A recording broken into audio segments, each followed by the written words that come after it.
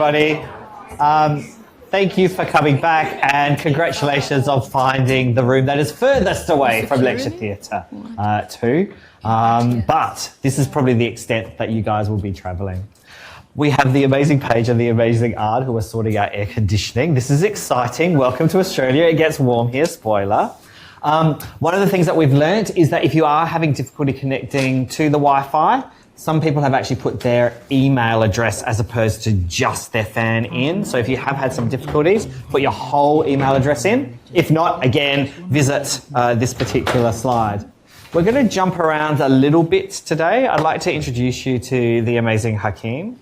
Hakeem graduated from our master's program in November and is now working as a speech pathologist. He's going to come and talk to you a little bit about Speech Pathology Australia and some opportunities that are here for you. It is also Hakeem's birthday, which we love about that. Hooray for Hakeem. Come on down, Hakeem, we'll get your slide up. Yes, let's go.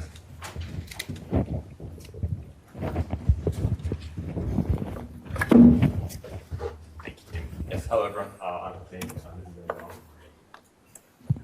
Yes, hello. I'm Hakeem. I haven't even got my parchment yet level of fresh, so it's not so long ago that I was sitting there going, just get through it already. So I won't be too, I won't take too much of your time. But essentially, I'm also a representative of Speech Pathology Australia, and I would like to just talk about a few of those things while I'm here.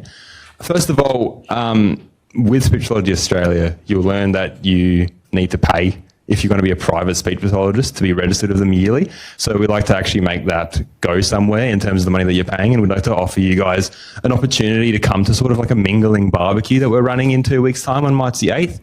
It's just going to be held at Adelaide Uni, and the intention is just to get you guys to not only be able to have an opportunity to speak to each other and get to know each other better as a cohort, but meet other people who are just beginning their studies at Flint. We are at Flint. It's at UniSA in Adelaide as well, so that you can meet people that you may be working with in the future, or you might meet on placement, and that way you've got a way to break the ice with them. And yeah, it'll be completely free. If you're interested, you can just register here. You'll be required to make a Speech Pathology Australia account, but it is free. And then just let us know. If you've got any questions about it, you can always email either myself or Tiana. It'll just be on here. If Tim's given you access to the slides as well, you can check that out. Other than that as well, we also would like to ask if anyone's interested at all to be a student representative. And I know that right now that sounds like a scary, daunting thing because you wouldn't know what to anticipate. But essentially, we like to have these sorts of networks of communication through people, so that we can know what the students are like what's going on in their lives, what's going on in their world, and have someone that can liaise between Speech Pathology Australia and the university student cohort as well. So if anyone's ever interested, please just bring it up with Tim, and he can forward it to me myself. Tim used to be the CEO of Speech Pathology Australia, so I think he knows the ins and outs. Is CEO the right president? Nah, CEO sounds cooler, so we'll go to the CEO. But so he'll know the ins and outs a lot better than I do.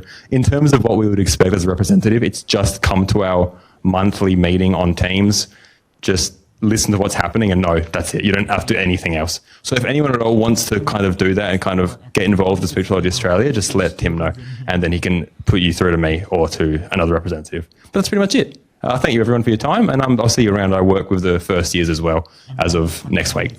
And this guy. So have fun. Thanks, Dave. Thank you. Thank you. There's about 40-ish. Yes, very exciting. Okay, so we have the amazing Arn sorting out our air conditioning situation.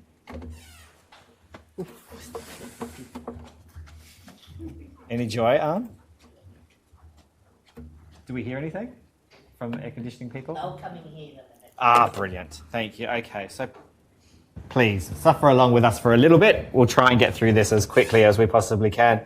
Previously, on Tim and Catherine Discuss, we were talking a little bit about Orientation Week. This is the glitz and glamoury type time. So if you're new to Flinders University, you didn't do your undergraduate study in here, there are all sorts of opportunities that you actually have to get involved too in all of this sort of stuff, ranging from walking around the campus and seeing what it is that we have to offer you here as well as introductions to the Flinders Learning Online if you're actually finding it difficult to navigate. It should be relatively intuitive, but if you do have difficulties or you want to know some of the advanced features that are present within the Canvas, the Flinders University learning online system, you can absolutely do that as well. Next week is Connect Week, where we start getting into our actual study. There is all sorts of stuff that's going on. You heard about the speech pathology quiz night. There's also a Flinders University quiz event which actually takes place. So we really want you to be very, very welcome here at Flinders and take on board the stuff that we actually have here for you. There's Sunset Cinemas, there's DJs that appear, and it all tends to happen over at the Hub, and we're more sequestered and hidden away at the quiet Flinders Medical Centre. But do take the opportunity to travel between all of those places just so that you feel that you're a part of Flinders as well as a part of Speech Pathology Australia as well. Here are our key dates, and I won't go through all of those because you are all capable of reading. But these are the sorts of really important things that we need to sort of bear in mind for our first time here. Make sure that you've enrolled in your topics. That's probably the most important thing to remember, because our last day is at the end of week 2. So if you haven't enrolled, then you're going to have to wait for a year before you actually start this amazing journey of being a speech pathologist. Next week our classes start, and I was talking with one of you about the timetable. There might be some people that are having difficulties accessing a timetable which is going on with everything collapsing in together. For others, it seems to have worked really well with exactly what it is that's going on. We are expecting you to attend at 9 o'clock on Monday, where you'll talk with Jane about research methods. And that lecture is in level 4, which is one level down from where we were before in Lecture Theatre 2. I have the amazing Paige and the amazing Anne with me. They're staying with me just so that I don't tell you any lies and they can jump up and correct me on anything. But after this particular session, if you like, we will split up into small tour groups. And if there's anything that you kind of want to see here, we will take you there and show you. So if you have heard about the Central Library and you want to see it, let us know. If you want to know where the car park 1 is, let us know. If you want to know where level 4 is, let us know. If you want to know where the best coffee is, the train station, all of that sort of stuff, we will just bring you together in small groups, work out what it is that you want to do, and we'll just take you around, just so that you are part of Flinders University from day 1. Okay, not welcome to the Bachelor. This is the boring bit. Welcome to the Master of Speech Pathology. This is a really, really exciting course that you're on at the moment. It has some really, really fantastic advantages. It's the only, as you know, it's the only postgraduate option that we have in South Australia, and we want to keep it that way because we want it to be absolutely brilliant, and the other inferior universities don't touch having a postgraduate opportunity because they are just too scared of us. The thing that we love about this particular course is that everything is a non-graded pass. And there are some really, really great things about having a non-graded pass. I imagine that in your undergraduate degrees, you did have, and in our bachelor, we do indeed have distinction, high distinction, pass, credit, fail. Hate that, wouldn't want to date it. Because what happens is everybody fixates on trying to get a high distinction. They do something brilliant, like and get a distinction, and then they cry that they didn't get a high distinction. This is rubbish. All we want, because you never actually, when you become a speech pathologist, you never actually get asked, so what is your grade point average? They just want to know that you've got the skills and all of that sort of thing. So I love a good non-graded pass, because what will happen is you'll submit work to us and we will give you feedback. We will tell you what we like about your submissions, and then we will give you some ideas about how it is that you could improve. That's what you need, right? That's all you need. You just need to have the clinical skills and professional ability to be a speech pathologist, and that is what we're really, really dedicated to in this particular space.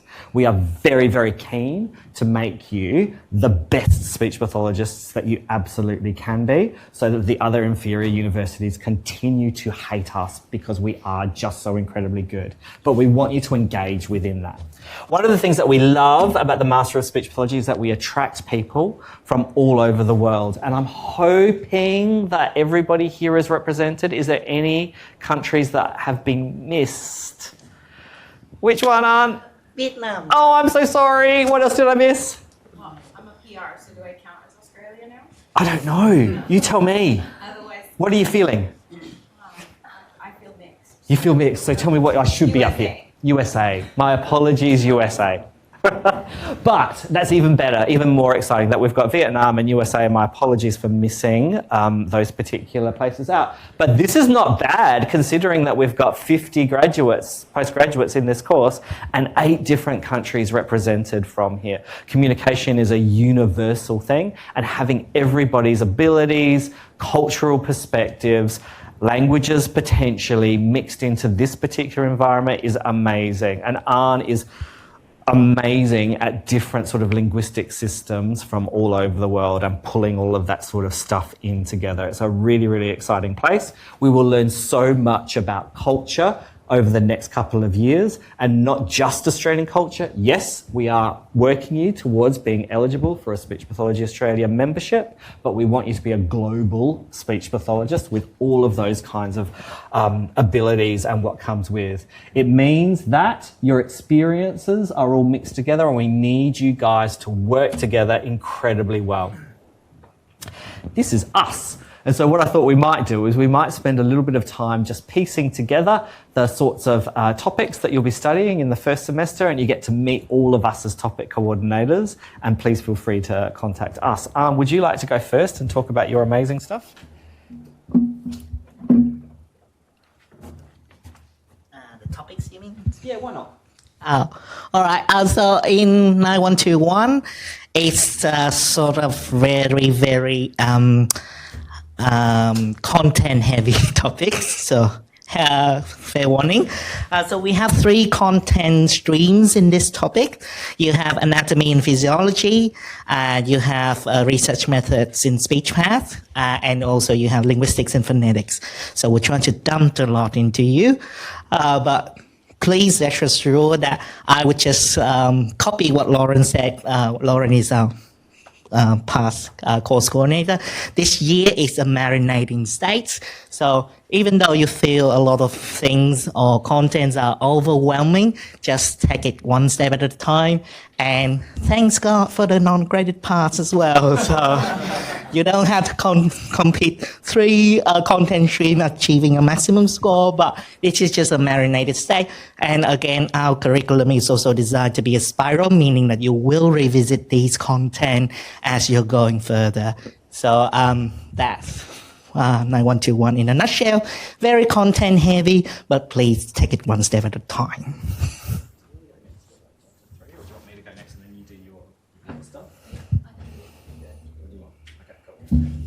All right, cool. Okay, so thank you for that. I'm 9122. Yep, my microphone's on. I'm 9122. So as I said at the beginning, I'm very, very clinician focused. So I really, really appreciate the sorts of skills. And one of the things that I love about being a speech pathologist is that different speech pathologists bring different ideas and different things from themselves into their clinical practice. 9122, whereas 9121, as Anne says, woo, that's theory heavy stuff. You're going to be learning all of the knowledge that's in there. You will be learning practical knowledges in terms of the skills within my particular topic, but there will also be practice workshops as well. So all of the lectures that I will give will be available online. You can stay at home and have a lovely hot chocolate and stay in your PJs if you want and watch my lectures, write stuff down, and then contribute into the discussion forum. But within the workshops, life happens. You won't have to attend the workshops, but if you don't attend the workshops, you won't be working alongside other people and practicing skills and that sort of stuff. So I can't guarantee that you will get those kind of skills that you really need as a speech pathologist, that being able to work out and share ideas and all of that sort of stuff. So they'll be really clearly signposted. Paige. Just do. Let's do it. All right, cool. So yes, I'm Paige. Hello, welcome. I'm your 3rd topic coordinator for 9123. So this is kind of the topic that brings everything together. So it's an inquiry-based learning topic. So you'll hear a lot about EBL, or sometimes also referred to as PBL, but we're moving away from problem towards inquiry. So EBL is all about pulling the content from Arne's topic, pulling the skills from Tim's topic, a little bit of supplementary information in my topic to support and fill the gaps. But we'll pull that, and every week we're going to work in teams of 10 to 11 student, so you'll work with your peers. You'll be facilitated by a tutor, and you'll work through a case. And so the case will step you through the clinical process that you're going to develop skills within over the course of the other topics and this semester and into next semester. So the first few cases this semester will be very basic, getting you sort of in the feel of what does this look like? What's the format of this? Who are my peers? Let's make some connections. And then as we progress and learn more content specific, things, the cases will align and become a lot more complex. So you'll start doing diagnoses, you'll start making intervention plans, and things like that. So this is a really, really fun and practical topic. Sorry, Tim, I'm just going to skip. Is that okay? All right. So I haven't gone into a lot of detail today, but Rachel, who you would have met briefly earlier today, and myself, we've put together a video providing a bit of the theory behind EBL and why we use it and why it's such an integral part of the master's or of our speech pathology degree overall. So this is a very generic video, and you'll hear us in this video talking about refer to your topic coordinator, refer to your topic book for, individualized expectations. So that's what I'm here to briefly go over with you today. So take the time. This is published. It should be published. If it's not, please let me know ASAP and I'll make sure it's published. But this is the one video that's already available on your site. So please take the time to try and watch that if you can before Monday. Yeah, before your tutorial on Monday. Yeah, so the tutors are expecting that you will have watched this. And if you haven't, that's okay, but you'll just be told to watch it. So you'll just get the same narrative until you do watch it. So just really, really briefly, you'll hear us refer to student roles. So as I said, inquiry-based learning is a peer-led learning process. It relies heavily on collaborative learning. And so when I say you'll have tutors, they're really facilitators. They're not there to give you the answers. And the whole idea that it is your responsibility with your peers, guided gently by your tutors, to find the answers to clinical questions. Yeah, and it is through that method of learning that you can find really authentic and practical application of all of the content and knowledge that you've been learning. Has anyone done EBL before in other degrees? Kind of, yeah, brilliant. That's good. It's good that you haven't, because now I can tell you what I would like you to do, and you won't have preconceived ideas. So basically, with our EBLs, we have different roles. So each week, there will be up to, let's say, 4 different roles that someone will step into and lead for that week. So in your first week, you'll write a roster and you'll allocate people to these different roles throughout the semester. And so these will include the chairs, kind of like the leader of the group for the week, so keeps everyone on task, keeps everyone on time. You've got your scribe who will be making notes throughout, much like a meeting. If you go to a staff meeting at work, very similar. Timekeeper. These two are optional. So again, if the chair is too busy doing other chair responsibilities, you might want someone that's purely focused on keeping the group to time. And you've got a whiteboard scribe that past cohorts have said it was really beneficial, someone that's actually writing it up in a different way on a whiteboard compared to the scribe. Does that all kind of make some sense? It'll make more sense when you're in your first session. This is a very, very brief overview, but then you've got your group members as well. So this is everyone else that hasn't stepped into a role for that week, and your responsibility is just to engage, participate, contribute, share ideas, listen to other ideas, and help the group work through the case. Yeah? Sound okay? Any questions about anything so far? No? So you'll notice if you've seen your timetable that EBLs are a big, big part of this degree. So we have them every week, twice a week, for 3 hours a session. Yep, so we've got 3 hours on Monday, 3 hours on Friday. So we see a lot of each other and you get to know your group really, really well. So if you have allocated yourself to a tutorial group, I apologise, I've mixed them all up. So what I'll be doing is before Monday, I'll be publishing the final groups that have been set, and they will be your groups for the term. We sometimes revisit and shuffle around before term 2, but sometimes it's just working. So if it's working, we just keep going with the peers that we're with.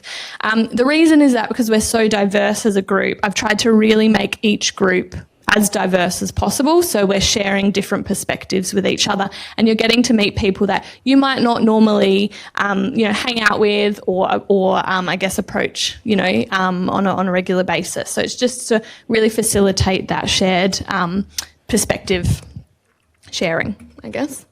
All right. So final slide. Okay, so a couple of just really key things that I wanted to touch on briefly is that learning issues are a major part of EBLs, yeah? So this is really what it's all about. So this is when you're working through the case and you get to a point and you go, I actually don't know the answer to that question. Does anyone else in the team know the answer to this question? And everyone's going, no. Instead of all popping your laptops open and looking it up straight away, we actually call these learning issues. So these are gaps in knowledge that you all will then go away and research before the next session. Yep. So this is where that independent study time does come into play.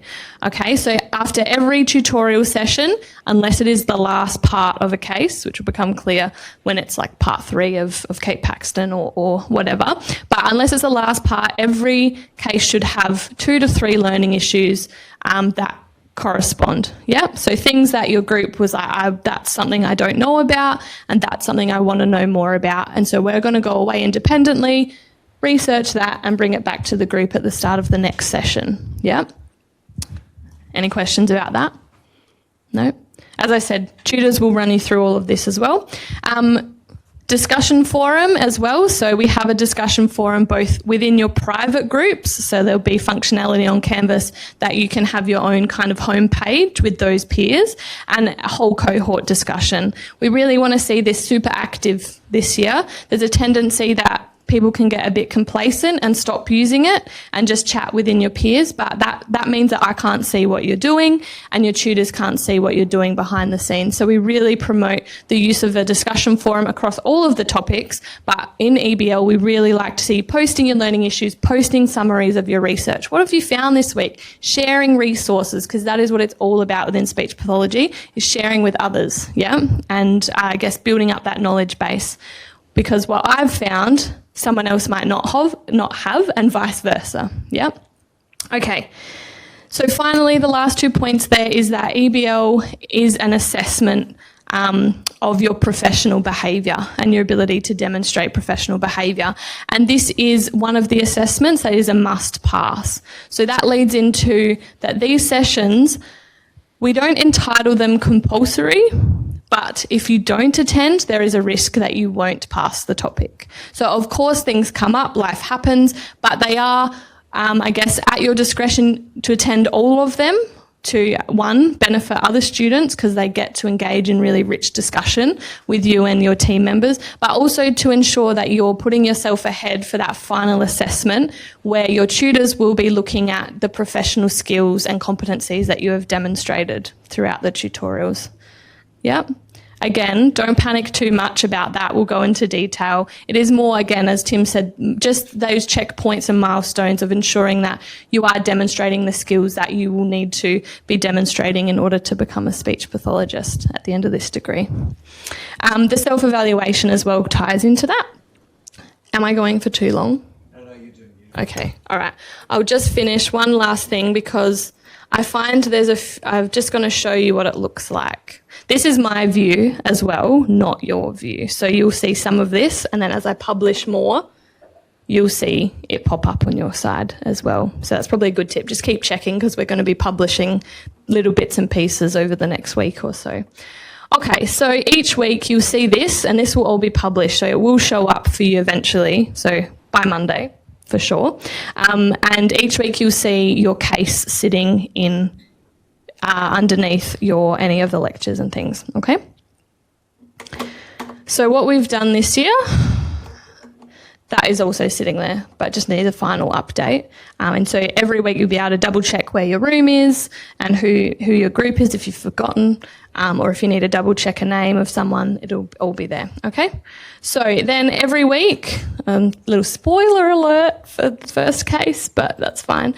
You'll work through this document tool where you'll have case information presented to you, and then you'll have questions to answer as a team. Yeah, pretty straightforward. Yeah. So the scribe's responsibility will be to share this on a screen. So if you do have, if at least one person in your group, doesn't matter if Monday's a little bit of a shambles, but if one person in the group has a HDMI plug-in in their laptop or a converter, if you've got like an Apple, please bring it along because it just makes it easier. You can just plug your laptop into the big screens and type on your laptop. Otherwise, you'll be stuck with the janky keyboards that are really crap and really, really hard to use. So if someone or everyone can just have a think if they have a converter, and then on the first week work out if someone in the group does have one that you can just borrow for the term, that would be fantastic. I don't think I was going to show you anything else. We can go through all of this in our first session. Any questions? Yes. What we write on there, does it save?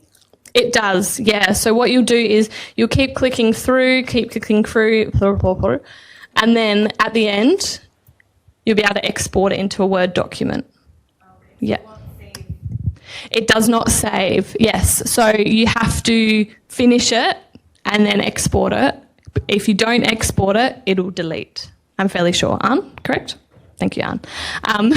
Our tech guy, Arn. And this is actually all thanks to Arn, by the way. This is all new this year, so we're very excited to be able to trial the new. It was all like not paper version, but document version, and have to open multiple tabs. So this is going to be very exciting. When you export, it will save as a document. Yeah. It will save all your answers. Yes, yeah, you just need to make sure you hit the export before you close the window. And that will be the scribe's job this year. So if you're the scribe for the week, you just export the document and upload it to your group page on Canvas and you're good to go. And then you've got a record of all your notes and thoughts and etc. All right, I'll stop talking now because we'll go over this in more detail on Monday. I think that was everything. Do we have any final questions about anything? No? All right. Just keep your eye out for updates on the page, keep your eye out and just check before you come down to tutorials on Monday what group you're in. I'll be there, I'm one of the tutors, and we've got 4 other tutors. Sorry, the last thing I thought of. Not all of the tutors are speech pathologists, and that is to promote that idea of we're not there to give you the answers, we're there to facilitate you finding the answers. So please don't be put off if your tutor is not a speech pathologist by background because they are amazing tutors who have a wealth of experience in facilitating and tutoring. But yes, keep communication open. If you have any questions before Monday or across the semester, let me know. I'm very open to receiving emails or posts on the discussion forum. But yeah, I really look forward to working with you all over the semester. Thanks, Paige. Okay, so even more excited than you were this morning about what's going to be happening over the next couple of years. Yes, I am, Tim. Excellent, thank you. So what we have here is a map of what's going to be happening with you throughout the next 2 years. You can see at the top here, there's Arn's subject. You've got the very, very theory dependent. You've got the learning the skills and the putting everything into action. So these 3 things tie in together. Every now and again, we're asked, why can't we make this a part-time course? We can't because the 3 of them really, really depend on each other. Theory, skill, being able to put it together into real-life examples and things sort of merge together. You'll see from this particular map that Arn's is the most important one of all because you need to pass his topic in order to progress to all 3 of the next topics within, and that makes sense because his is the theory dependent one, right? Mine is the really, really big one. It takes up a lot of your time because it's got to do with the clinical skills and also the placement, which we'll talk about a little bit as well. You'll notice that it sort of blends into very, very similar type stuff. We move from theory into research methods, again, skills, and again, EBL, problem-based learning, and then we move into second year. By the way, this is where you're really, really busy and stressed, and you're like, I cannot wait to finish second semester. And then you start this one, you go, oh my gosh, that's even busier, and I'm even more stressed than that. And I know this for a fact because that's what everybody said to me last year. They were like, oh, I thought that was really hard, but this is even harder. And then by the time we get here, it's kind of like, I know all my stuff. I'm still busy, but I know this. I got this, right? So this is the challenge that we as a faculty have, that what is a 4-year degree comes at you fast and thick, and we really rely on you to do as much active learning as you possibly can and get in contact with us as your topic coordinators if you are falling behind. Okay, I want you to get your time and your money's worth when you are here. I don't know what you guys are thinking, but you've spent a lot of money for what? You've spent a lot of money for the chance to become a certified practicing speech pathologist in this country, and then also within the 6 mutually recognised countries as well, and into the global thing. That's what you've paid for. You haven't actually paid to become a speech pathologist. You've paid for the opportunity to become a speech pathologist. So this course is a little bit like joining a gym. Like, I join a gym, I spend all that money, I don't go. I don't put the effort in, and so as a result, I'm not really getting the stuff that I want. However, if I join a gym and I go 4 times a week and I work really, really hard and I put absolutely everything into it and I analyse how things are going, then all of a sudden I might be making the gains that I actually want. So what I say to you is, you've put your money here, you need to make sure that you put yourself towards it and get your time and your money's worth. So what we will do is we will provide you with amazing lectures. We will provide you with the workshops, and we'll definitely provide you with those real life type stuff. If I was spending the amount of money that you guys are spending, I would also want to supplement that where I can with my own professional learning.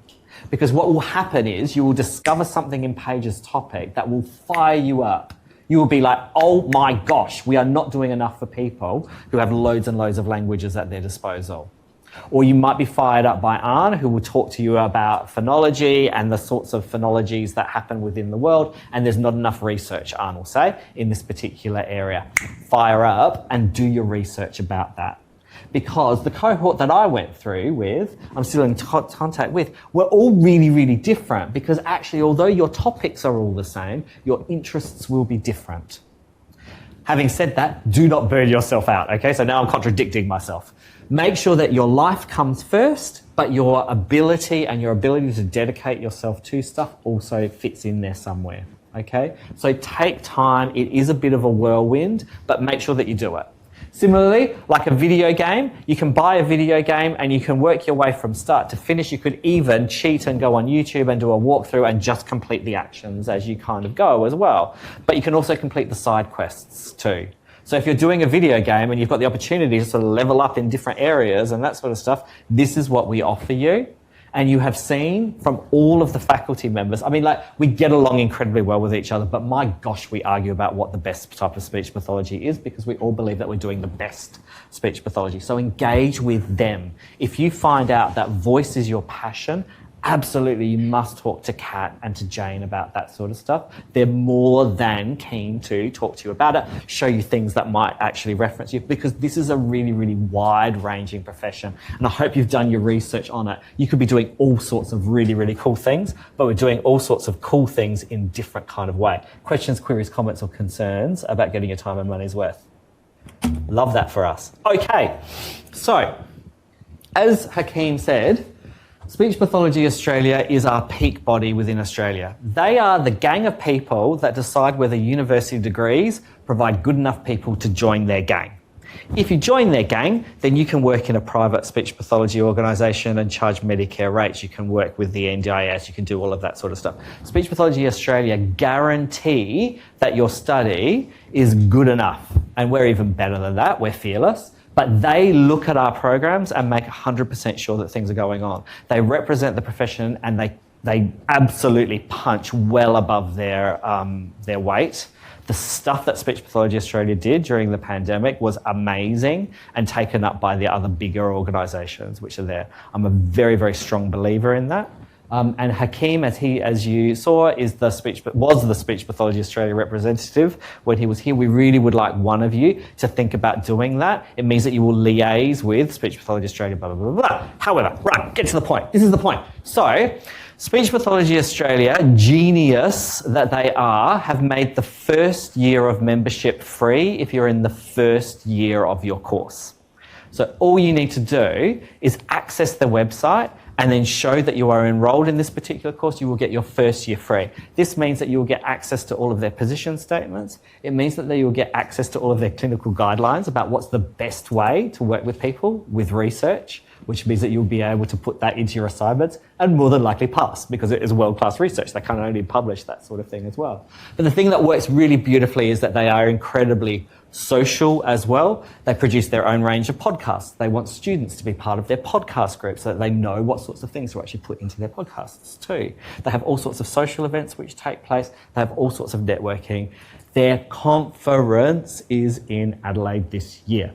They will be looking for student volunteers to be showing people where the rooms are and all of that sort of stuff. So if you can get to if you can get in and register, there is an opportunity that you might actually be able to volunteer, stay at the conference centre, show people around and maybe see some really, really cool kind of presentations that are taking place as well. Your presentation, for example. So yes, really, really recommend that you look at the Speech Pathology Australia membership website and sort of load into that. There are all sorts of opportunities. As soon as I joined Speech Pathology Australia, my career really, really took off. And you can see that Hakeem is doing amazing things. Like he's good enough for Arm to hire, for crying out loud. So that's a good thing. All right. Let's talk about this curriculum. And you would have seen in the first video, I tried to give you a heads up about how it is that we're managing to cram what's traditionally 4 years of learning into the space of 2 years. And we call it a spiral curriculum because what we do is we introduce it in very, very broad ways to sort of start off with. So in a traditional bachelor undergrad, you might spend an entire semester learning about stuttering and people have difficulty with fluency of speech and you'll drill down in that. How do you assess it? What are the factors that you need to think about? How do you do the treatment options? What's going on? And we spend a lot of time on that particular thing. We don't do that here. We don't do that range of practice. What we do is we talk about the process that a speech pathologist uses in working with one of their clients. And then we talk about it again in a little bit more detail, and we talk about it again. So what you'll have, hopefully, over time is aha moments where it's like, that's what Paige's case was actually really about there. And now that I've learnt this, I could even go back and augment my learning issues from that particular sort of environment. We know that this is a really fantastic way of learning because what it is you are constantly going back on what it is that you've learnt and adding to it from there, which is why I'm saying to you, get your gym membership money worth, go back, travel, keep all your lectures online, keep all of your assessments, because you will kind of go, this is clicking, I'm starting to pull all of these things together. And in a number of the EBLs, quite often we actually hear students go, that's what Jane was talking about. Like it suddenly makes sense, it all clicks together. What we are asking you for though, is to trust us that the process works. We come up with some amazing graduate quality people that kind of goes, but sometimes at the beginning it's kind of like, I don't get why this is actually kind of going on, but it just clicks together over a time. Makes sense? It's just easier than learning this is what speech sounds are, this is what language sounds are, this is voice, this is swallowing. We just do. How do we assess a range of things? Then we come back and kind of go, hey, when we're thinking about assessment, what about this and this? And then we eventually get to exactly where it is that you kind of want to be. Which is why Paige's topic, the authentic clinical case scenarios, are really, really important because it brings absolutely everything in together. Okay, let's talk about placements. So as you've seen from my emails, we have placements that take place. They are slightly different this year. I know that I hurried people along to try and get their clearances. Everybody used to start in March. What I've done is I've actually situated it somewhat differently. I'm super duper excited about this. Instead of having a 10-week placement, you will have a 6-week placement. It will be on Wednesday. For some reason, the speech pathologists that I've had, no one wants to work on Thursday. So guess what, everybody? You all get Thursdays off for the first semester. So if you've got work commitments or anything like that, Thursday's your day for the first semester. But that will change at some particular point. The first placement that we have will have 2 mandatory workshops. One of them will be on how do you get the most out of the placement that you've got, answer all the questions that you have. And the other one will be about the assessment tool that speech pathologists will be using on you to make sure that you're developing the skills and you've been listening to the amazing Paige and listening to the amazing Anne and maybe a little bit of me too, and pulling it all together. The thing that I'm super duper excited about is I've got 6 speech pathologists doing these childcare, and 2 of them were in the first class at Flinders. So 50 years ago, they were in the 1975 to 1978. And they're volunteering their time to actually go into a childcare placement with you. It's going to be amazing. They've got 50 years of experience behind them. Other placement educators are also available, but also selected on their brilliance. So I'm very, very excited about the way in which that will work. Unfortunately, to collapse all of that together, what I've done is I've situated it. I've tried to get placements close to where I think you people live, but if you guys don't have, like, Adelaide is just an amazing place to drive around in. Everything is like 20 minutes away. But if you are relying on public transport to get somewhere, could you please email me by Friday and just let me know where you are and that you definitely have to catch public transport. I do have some places that I can move around. Having said that, I can't guarantee that it's going to be a very easy ride for people because there are only certain childcares that I could get placements at. Dotted a little bit around Adelaide. There's not all of that flexibility, but I will do what it is that I can. The advantages about having this placements in this way is that there will be up to 6 of you in one particular thing with one speech pathologist. It will all be within childcare settings. And it should be a lot of fun, actually. I've got a little bit of stuff up on the site for 9122, but not your allocated stuff yet. I will be publishing that on Monday, so that's why you need to let me know if you're relying on public transport. Okay, let's talk about placements. So, there are inferior universities in South Australia that have particular times in which placements take place. This is rubbish because what they don't do is they actually force our industry partners to actually only operate at particular times during the semester. We don't like that. It doesn't give you an authentic experience. Our arrangements with our clinical educators is what is the best time for our students to be with you, and they nominate it. So the first placement that you get will be 6 weeks long, and that will be in a childcare centre. Bosh, that's done. Claire organises all 3 of your other placements. They could be anywhere in South Australia and could be at any particular time. It could be over a mid-semester break. In fact, spoiler, most of your first rosters will be over the mid-semester break. We want you to be the best speech pathologist that you can be, and we want our industry partners to really, really love you and prioritise you as well. And so we want to give you all authentic experiences. This means, however, you need to be available for the next 2 years.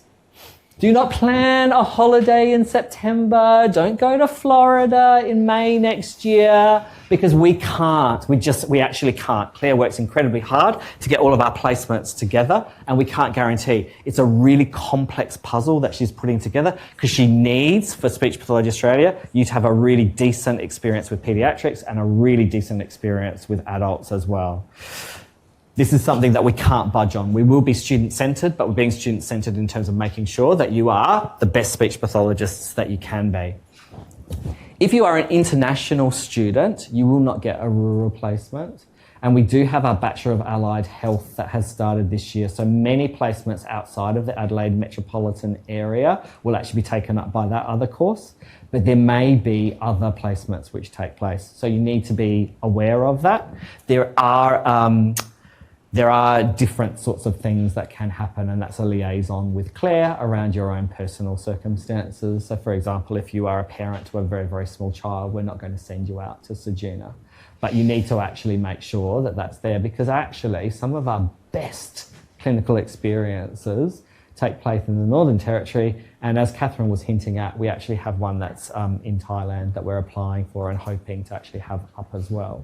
That will be for second year bachelor students. Oh no, first year master's students as well. So there's that possibility. So that will come about, right? Amazing experiences which take place. But what I want you to take from this particular slide is that life is not going to be terribly predictable for you, because you've paid to become a speech pathologist, and so that's what we prioritise. For international students, there is a pre-placement preparation workshop that we really want you to attend. It is taking place this Thursday at 1 o'clock.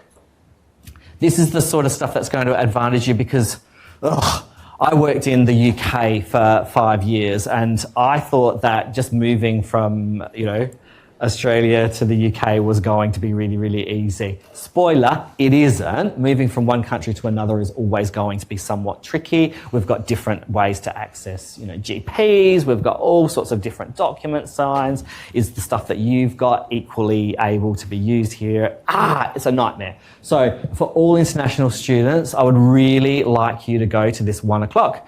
There is an Eventbrite link that you just need to register, and you'll get a ticket to go to that particular one. It will give you all of those hints and tips, and make sure that you're ready.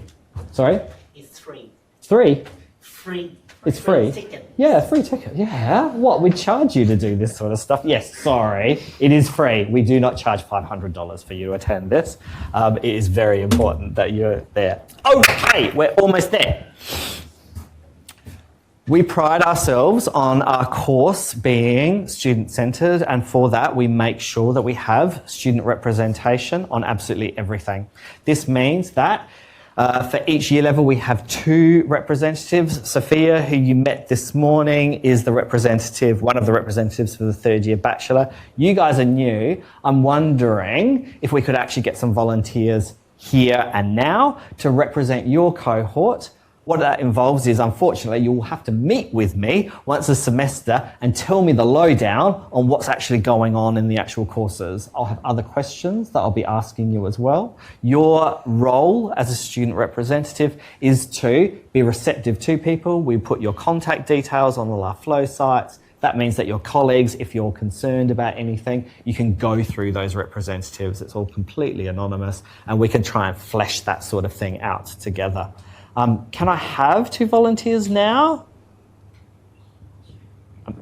Is it all right if I take one from here and one from there? Can I take your name? Sorry, I'm Canadian person. Madison, cool. And up the back? Madison and Bethany, yes, cool. Excellent, thank you, but things will swap up. I'm sorry. No, it's probably the pizza thing that actually... Yeah. Perfect. Bethany, great, before I actually forget all of that. Brilliant. And then the other one is the Speech Pathology Australia member representative. You'll need to actually be a member before you can actually do that. But again, Hakeem's email is up on the slide as well. Okay, so one of the things that we do at the end of every time we graduate a group of people, we ask them, so how was it for you? And these are the messages that they kind of want you to know. The first one is a little bit scary because it sort of implies that there is a chance that you might not survive, but you probably will survive. There probably will not be any deadly things that are available for you. But sometimes it does seem a bit insurmountable, which is why we rabbited on, which is why we grabbed Mel in, because if things do feel insurmountable, we want you to approach either your topic coordinator, your course coordinator, someone like Mel, someone like Christy, to actually be talking about these sorts of stuff. Do one day at a time. You can definitely do it. Do that balance. Make sure that you are actually not eating rice cakes every day and you're actually earning a living and able to pay your rent and that sort of stuff. But make sure that you spend time enjoying, get everything in balance together, okay? Chill out. I don't really know what that means, but I think that you should do it. But also, I appreciate it. I suppose it's come from someone. I don't know. But trust in the process, absolutely. I'm completely behind. If you're actually feeling like, oh my gosh, this is too much, and there are a lot of assessments, Art and Paige and I just sat down together and tried to break down just how much you're going to be doing in this first semester and tried to space it out so that everything wasn't due at exactly the same time. It'd be busy. It is busy, but it is a lot of fun. But trust in the process, we're going to get you there. Questions, queries, comments, or concerns about anything that you guys have heard today? I have a final comment. I'm sorry. Yeah, please. So I think you mentioned pre-recorded lectures, so that's the same for 9123 as well. So we're trying really hard to pre-record as much as we can, so you don't have to come in for the lecture slots. What I'll do is I've got a document I'm putting together. There will be a couple of live sessions, but not until later in the term. So I'll flag those and I'll just do some announcements to remind you to come into those. Again, obviously, if you are working and you prefer to watch the recording, it's totally up to you. But all of the first week of lectures will be pre-recorded and available to you for Monday. And Anne? Can I sort of follow on that spot? So for 9121, we hate to call them lectures, but all teaching sessions are delivered live face-to-face, but it will also be live streaming and also be recorded. So attendance is not compulsory, but please, I strongly encourage you to attend.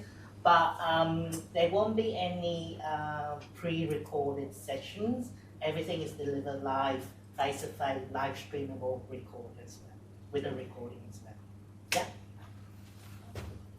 Just for my timetable, how do I tell what's a lecture? How do I How tell do what's I online? tell Some say what's PDF. You guys have just made it confusing now, haven't you? So if it's entitled EBL, they're EBLs. So it should be either PB. I think it's still PBL because I had a battle. They wouldn't change the letter, but that's fine. So it's EBL but written PBL, and then the others are titles. So I guess individual topic coordinators will just alert you to the ones that are live. I think that might be the best way to go. Yeah. If they're live, we'll let you know. As Anne said, all of his are live in So for 9121, it's really easy. If you see 9121, it means in your timetable, it means it's live. Yeah. It's face. And I'll post a document with all of the lecture titles, which you'll see written on your timetable, and which ones are live, which ones will be online. So you just need to refer to that. So, sorry, just touching on that, the ones that were PBL, EBL, so those are pre-recorded? No, they're your tutorials. Those are the ones you can come to the course? Yes, Right. yeah. And then anything that's just like a name, like 9122, those are lectures that are pre-recorded? And or workshops. I don't know Yeah. if they have a colour So coordinator. if they're not making a They do workshop, have then a, they're no. They're So not, yeah. which you'd think would make sense, but it could be a lecture, it could be a workshop. Sorry, look, and look, what we're dealing with here, and this is a fault of us trying to be as proactive as we possibly can. This is the first year that we've actually recorded lectures so that you don't actually have to come in. I think what we need to do for this particular thing, and the three of us, this is why it's useful that we're here, we will pop something online on Friday, an announcement. This is what you don't have to come in for. This is what you do have to come in for. Yeah, we'll make it really clear if it's mandatory attendance. That will be the Monday and Friday, kind of make sure you prioritise because it's group work. But if there's anything that will definitely be recorded that you're accessing, most of my content will be pre-recorded. You won't be able to do what you can do with Art and see the live event as it actually happens. But we will put it all up and it will all be announced on Friday, and I will make that my job. Yeah? So check your emails regularly and definitely by 4 o'clock on Friday so you know what it is that you're going to be attending. Sorry. No, please. Just to clarify, so the ones that are pre-recorded will also have a live face-to-face? No. No. So then I'm just going to write it all down for you because it's so confusing. don't show up to campus if it's pre-recorded. Yeah, I think what we'll just do is we're just going to, for this first year, we're just going to write down everything week by week, and I will make that my job to do. So course representatives, you need to yell at me If I haven't done it, Friday 5 o'clock, and I'll make sure I do it over the weekend because I promised that, right? So that's your first job, Madison and Bethany, and I won't be upset by that. So what I'll do is for every week, and it'll just be this year, you lucky Flinders at 50 people, I will write down on email, this is what you must come in for, this is what you can come in for, this is what you could come for, it would be a blank room, mate. Yeah. Cool? Yeah? Questions, queries, comments, or concerns about attendance? Or is there no, if you want a different, I think that's fine. We can move to a different question. Yeah, sorry, this is just about placement. So when does semester 2 placement start? So do we get that mid-year break? You should get a mid-year break. Sometimes that doesn't happen. If that is a problem, you need to let me know. Yep. Yep. So literally, there could be bits and pieces. If you're doing honours bachelor degree, you can't. You just generally you can't, right? For those people who are international and who fly home, let me know. Yeah, that's kind of fair enough, right? I'm not going to say you can't go back to China because I've got a placement for you on a Wednesday. Like I can't do that. That probably seems wrong. Right? But if you live here and you're actually intending on living here and all of that sort of stuff, it could happen at any particular time, right? And let's face it, sometimes those experiences are the best ones, actually. Yeah? So again, we are student-centred. We will do the best that we can within reason. Sorry. Yeah, please. Do you mean even including Christmas and... Yeah, Christmas would not happen. Christmas would forget about that. It would only be, January will be fine-ish. Sometimes there's a January. At least 2 weeks over Christmas, New Year, there's no placement. But for example, if there is an acute placement here at FMC, we're on the wards, and they run all year, but they will have a break from students over Christmas and New Year, but you might be starting sometime in January.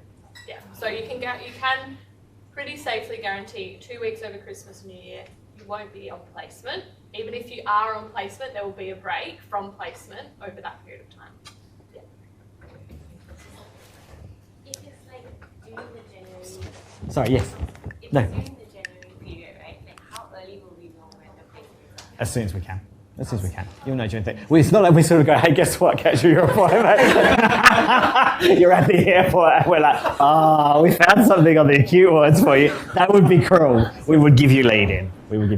Please. I saw that it said everyone does one per replacement, but with the new degree, is that not the case anymore? And if we're doing rural placements, do we get like transport and accommodation, or how does that work? It depends. If it's in Murray Bridge, not so much. Right? That still sort of goes as sort of rural because it's kind of a fair distance away. If it's out at Whyalla, that sort of stuff will be explained to you a little bit later. We do have accommodation buildings that we put people into and all of that sort of thing. As I'm saying this, I don't want to say something that turns out not to be true, but I think that we are prioritising placements for those people in the allied health degree who are in those areas already. That would be weird to not give them a placement, but make you do a placement next door to where they live. That would be odd, right? But luckily, it's the same people that are coordinating those two placements, which take place. And the Northern Territory placements, like, do you have to apply for those ones? Yeah. You don't get drafted for those ones, but you don't suddenly get pushed onto a plane and go to Thailand. Sometimes you do get drafted. Sometimes you get drafted to go to Northern Territory. That'll be fun. So, but very rarely. Most people are excited to do that kind of placement, so Claire generally finds enough, but I know there have been times that people have been told you're going to Northern Territory because there's quite a number up there across Darwin, Nullarbor, Catherine, so there's a lot of spots to fill. Anyway, I recommend it because I did it, so if you can, do it. And don't worry if you get drafted. Please. It'll be okay, you will survive. I have two questions.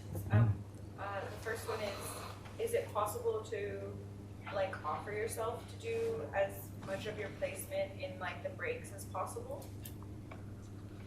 Yeah, so yes and no. So what this is we've actually got this beautiful puzzle piece that we pull together, right? And Claire is just this genius at pulling this puzzle piece together because what's really important, what comes first and foremost, is that you get to be members of Speech Pathology Australia, which means that you have to have a diversity of a range of practice areas and a diversity of a range of lifespan, if that makes sense. So we can't give you everything from the 0 to 5ers, and then you leave here and are expected to work in an aged care home. So we have to have that diversity of placement, diversity of range of practice. That comes first and foremost. We do take student voice and about, look, I'm really interested in doing this, or I'm interested in working in this particular way. Probably if you're interested in working in the time bits, that's more useful to us because we can jigsaw puzzle that bit together first.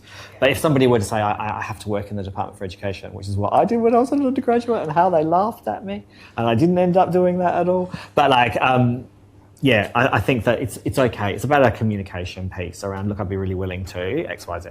And then for aged care, my company works within aged care, and they offered me to do placement if they were like a coordinator for that. So then they work it around. Well, what they can do is they can get in contact with Claire about that sort of stuff. We tend not to take students and put them in placements that have been offered, but we absolutely take placements, if that makes sense. So we might take a placement from your employer, but we wouldn't put you in there.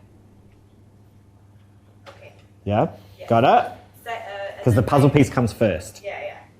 And then my last question was, what's so special about Northern Territory placement? What's so special? So in the Northern Well, I Territory. don't know anything about Yeah, no, totally not. Yeah. One, you get to live in another state for 2-3 months. So that, for me, that was really exciting. Months. Yeah, so I was there for 2 months. And I was in Catherine, so I was 3 hours out of the city in a relatively rural town. Really high population of Indigenous people, and so that is a really, really important, cohort that we learn to work alongside in our practice. So for me, I would really value that, and I wanted to increase my cultural responsiveness. So as a student, I took the opportunity to go up there and work with them, and worked with a lot of families up there delivering speech and language intervention in a primary school that was 90% Indigenous children. So that's why it's quite a draw card for people, because it is such a rich cultural experience, and you get to meet a lot of elders and and go out to communities where they are living, the way that they were before we were colonised, and I just found that really special.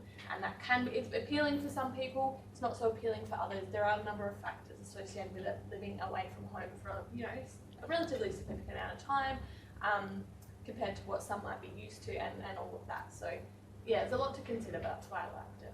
Yeah. I just wasn't sure what was the Yeah. deal. And You it's guys just kept talking tropical. about it like I was Yeah. not Yeah. just me. It's hot weather, it's humid, great hiking, national parks, weekends, Yeah. it's fun. Yeah. Is there anything like that here? in There is South great Australia? hiking here. No. Yes. I mean, like working in Indigenous communities in South Australia. I don't want to discount it, but there's some rural placements where you'll get a higher population than if you were to stay metro, but those placements up in the NT are really dedicated to that side of things. Yeah.